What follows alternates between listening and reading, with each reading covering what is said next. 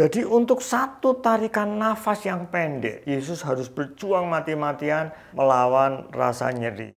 Siklus kram yang berulang, nafas yang putus-putus, dan rasa terbakar di punggungnya, luka-lukanya bergesekan dengan kayu yang kasar itu ketika naik dan turun. Masih ditambah dengan satu kondisi kritis yang berikutnya. Timbul rasa nyeri di daerah jantung karena perikardiumnya, selaput jantungnya perlahan-lahan mulai terisi dengan cairan serum. Dan ini akan menekan jantung, sehingga jantung harus berusaha keras untuk memompa darah. Tubuhnya saat itu ada di dalam kondisi yang ekstrim, saudara. Dengan satu kekuatan terakhir, sekali lagi ia menekan kakinya untuk mengangkat tubuhnya ke atas.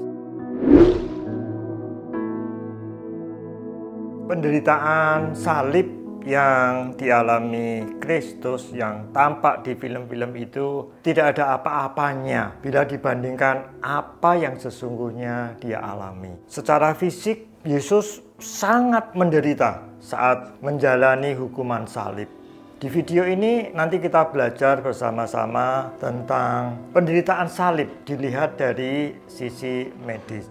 Video ini saya ambil dari artikelnya Dr. Truman Davis. Saudara bisa klik link yang ada di deskripsi untuk melihat file aslinya. Mari kita mulai dari awal. Saat berdoa di Taman Getsemani, Yesus sangat ketakutan. Dia mengalami stres mental yang luar biasa. Dituliskan di Lukas, sebab ketiga Injil yang lain tidak menuliskan, bahwa keringatnya seperti titik-titik darah. Nah, di dunia medis ini disebutkan sebagai hematohidrosis. Meskipun peristiwanya jarang, tetapi hematohidrosis ini terdokumentasi dengan baik. Di bawah tekanan emosional yang begitu besar, pembuluh-pembuluh kapiler di kelenjar keringat bisa pecah sehingga keringat bercampur dengan darah. Setelah ditangkap, Yesus dibawa menghadap ke Sanhedrin dan imam besar. Seorang prajurit memukul wajahnya saat Yesus diam ketika ditanya. Kemudian mereka menutupi matanya, mengolok-olok dia, dan memukulnya. Malam itu Yesus dimasukkan di ruang tahanan di bawah tanah yang dingin. Besok paginya dia dihadapkan ke mahkamah agama. Sampai di sana Pilatus tidak mendapati satu kesalahan apapun. Kemudian Pilatus melempar Yesus ke Herodes. Di tangan Herodes pun tidak didapati kesalahan apa-apa. Lalu Herodes mengembalikan ke Pilatus. Akhirnya karena tuntutan dan tekanan massa, Pilatus memberikan hukuman kepada Yesus dan membebaskan Barnabas. Legioner Romawi memakai flagrum atau flagel untuk mencambuk Yesus. Flagrum ini terdiri dari helaian kulit yang berat dan di setiap ujungnya diberikan 2 bola timah. Cambukan pertama flagel akan merobek kulit dan cambukan berikutnya akan merobek lebih dalam sampai ke jaringan subkutan atau jaringan di bawah kulit. Cambukan terus diberikan, lukanya akan lebih dalam dan bisa mengalami perdarahan yang berasal dari pembuluh darah di otot. Bola-bola timah kecil pada waktu cambukan pertama akan membuat lebam yang dalam dan besar. Pada cambukan bola timah yang berikutnya, lebam-lebam ini akan pecah dan menimbulkan perdarahan yang hebat. Kulit punggung yang dicambuk dengan bola-bola timah ini akan robek. Dia akan mengelupas turun ke bawah seperti helaian-helaian pita yang panjang. Dan seluruh area itu akan berdarah-darah, saudara. Ketika Yesus setengah pingsan, cambukan dihentikan dan dia dibiarkan terkapar di genangan darahnya sendiri. Legioner Romawi seperti mendapat bahan lelucon. Ada seseorang yang dijuluki sebagai raja orang Yahudi. Lalu mereka membuat parodi. Yesus dipakaikan satu jubah, diberikan tongkat. Mereka butuh mahkota untuk melengkapi parodi itu. Mahkota yang mereka siapkan untuk Yesus dipercaya terbuat dari ranting jujube. Ranting yang ada duri-duri panjangnya. Panjang durinya bisa sampai 2,5 inci atau 6 cm. Dan itu dipasangkan di kepala Yesus. Perlu diingat bahwa area kepala ini adalah area yang paling banyak vaskularisasinya, paling banyak pembuluh darahnya. Jadi ketika ada satu luka kecil, perdarahannya bisa hebat. Waktu mahkota ini dipasang dan duri-duri merobek kulit kepala Yesus, tentu akan terjadi perdarahan yang bermakna. Mereka mengejek, memukul mahkota itu masuk lebih dalam lagi. Nah, setelah mereka lelah, bosan dengan olahraga yang sadis ini, mereka mengambil tongkat Yesus dan mereka melepas jubahnya. Saudara bisa bayangkan, jubah yang dipakaikan itu lengket di punggungnya Yesus karena perdarahan dan juga ada serum yang keluar.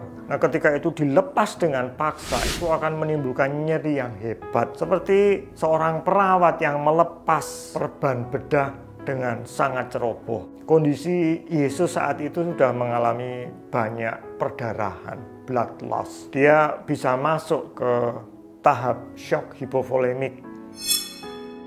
Yang perlu diketahui, salib ini terdiri dari dua bagian. Yang tegak, stipes, itu biasanya sudah ditancapkan di tempat penyaliban. Yang dipikul oleh Yesus atau narapidana yang lain adalah patibulum, bagian yang horizontal. Patibulum ini terbuat dari satu kayu yang solid, kasar, beratnya bisa 110-160 pound, atau sekitar 50-70 kilo. Patibulum ini diikatkan di bahunya, lalu Kristus memulai perjalanan di Via Dolorosa. Beban kayu yang berat dan kondisinya yang lemah, tidak makan, tidak minum, tidak tidur, kedinginan, dan mengalami banyak perdarahan, membuat Yesus akhirnya jatuh. Ada seorang penonton dari Afrika Utara namanya Simon dari Kirene diminta untuk membantu memikul salibnya Yesus. Yesus mengikuti dari belakang. Mereka perlu berjalan sekitar 0,8 km dari Benteng Antonia sampai ke Bukit Golgota. Legioner Romawi akan meraba cekungan di dekat pergelangan tangan ini. Kemudian dia memakukan ke tangan Yesus. Dia bergerak cepat ke sebelah sisinya, kemudian memakukan paku yang satu lagi di tangan Yesus. Setelah itu patibulum diangkat, kemudian ditempatkan di bagian stipes tadi. Kaki kiri Yesus ditekan ke belakang, di belakang kaki kanannya, lalu legioner itu memakukan sebuah paku lagi di kaki Yesus. Posisinya sedemikian rupa sehingga lututnya sedikit tertekuk. Nah, saat tergantung di kayu salib ini, saudara, lama-lama tubuhnya akan melorot turun. Ini akan memberikan beban pada paku-paku yang ada di pergelangan tangannya. Di pergelangan tangan ini ada yang namanya syaraf medianus. Ketika nyeri itu muncul, nyeri itu bisa merambat sampai ke lengan, kemudian meledak di kepalanya Yesus. Nah, untuk mengurangi rasa nyeri di tangan ini, seseorang yang disalib akan mencoba mengangkat tubuhnya naik. Beban dipindahkan ke kaki, tapi kakinya juga dipaku. Sekali lagi timbul rasa nyeri yang lain, nyeri yang dalam dan berdenyut, saudara. Kalau ini terjadi berulang-ulang, otot lengan akan menjadi lelah. Lalu kemudian otot-otot di tubuhnya juga ikut menegang, menjadi kram. Ini juga mengakibatkan rasa nyeri yang luar biasa. Yang terjadi kemudian adalah dia tidak mampu lagi untuk mendorong tubuhnya naik ke atas. Terus bergantung pada lengannya, ini akan berdampak pada kelumpuhan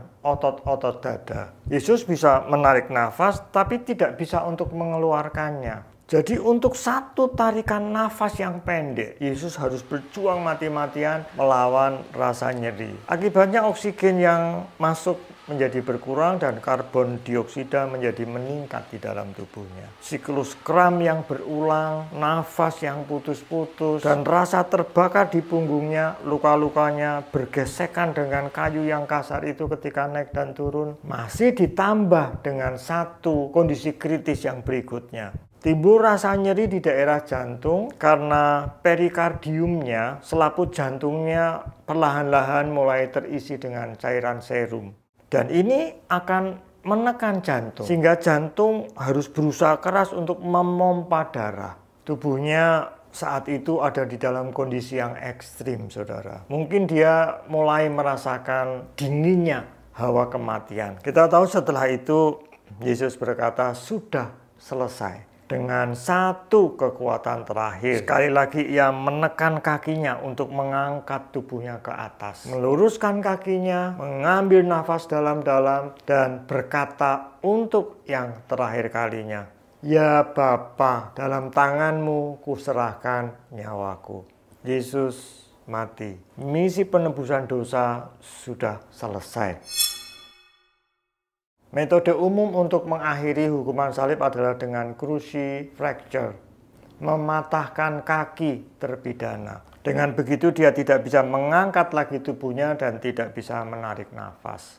Tapi ketika legioner Romawi ini menghampiri Yesus, itu tidak diperlukan. Yesus sudah mati. Untuk memastikan kematiannya, sebuah tombak menghujam ke arah lambungnya. Nah, sebagai penutup akan saya bacakan satu ayat dari Yesaya 53 ayat yang kelima. Tetapi dia tertikam oleh karena pemberontakan kita. Dia diremukkan oleh karena kejahatan kita. Ganjaran yang mendatangkan keselamatan bagi kita ditimpakan kepadanya. Dan oleh bilur-bilurnya kita menjadi sembuh.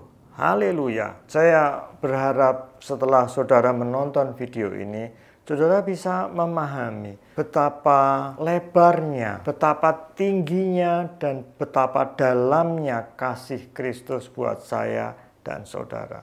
Dia yang tidak berdosa rela menyerahkan nyawanya sebagai ganti kita. Selamat Paskah, Tuhan Yesus memberkati saudara.